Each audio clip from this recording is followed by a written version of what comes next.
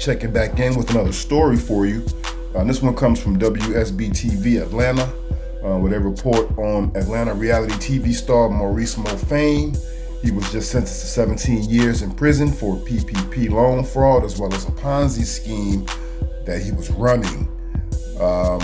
You might know Maurice Mofane from Love and Hip Hop Atlanta. Here's a picture of him here attending Carly Red's single release party at Buckhead Lofts. This was in July 2018. But Maurice Mofane came to notoriety last year during the PPP loan frenzy, in which he was arrested and charged with PPP loan fraud. The brother decided to apply for millions of dollars in the loan and fraudulently stated some facts about his business that just didn't line up. And when the feds came knocking, they led brother Maurice Mofane away in handcuffs. Story here reads as follows.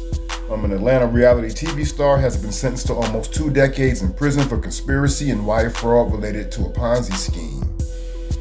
Maurice Mofane, 38, who starred in Love and Hip Hop Atlanta, was sentenced to 17 years in federal prison. Prosecutors say that from 2013 to 2020, Mofane ran a Ponzi scheme in several states that defrauded more than 20 people who invested in his trucking business. Investors thought that Mofane was using the money to run the business as he promised, but he was using the money to fund his extravagant lifestyle. At one point, he spent $5 million of investors' money at an Oklahoma casino.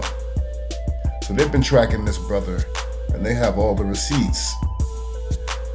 In April 2020, on top of his Ponzi scheme, Mofane submitted a $3.7 million PPP loan application that falsely claimed his business had 107 employees and nearly $1.5 million in monthly payroll.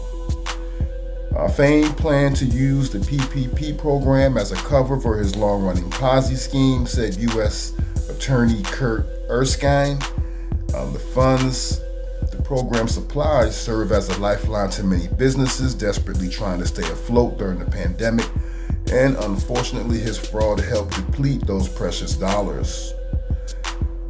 They say that Mofane used the PPP loans for $40,000 in past due child support, $50,000 for restitution owed in the previous fraud case, $65,000 in cash withdrawals, $85,000 for custom-made jewelry, $136,000 to lease a Rolls Royce, $230,000 spread around to associates who helped him run the Ponzi scheme, and he dropped $907,000 to start a new business in Arkansas.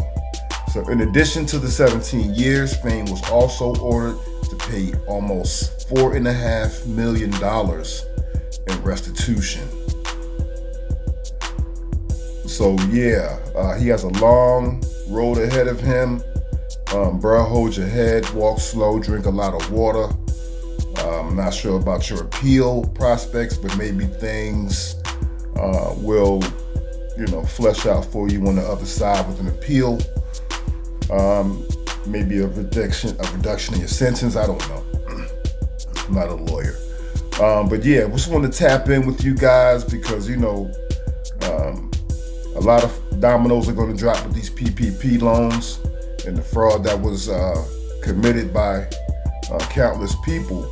But we know that a black man is more than likely going to be made to be the face of the PPP loan scandal, although I'm sure that there's some way more notable businesses or people who have also gone down to PPP loan fraud. But anyway, smash that like button for me, subscribe to the channel if you haven't already, and I'll see you on the other side. This your man on the line, Bill Money. Peace. Streets gotta eat. Streets gotta eat. Streets gotta eat.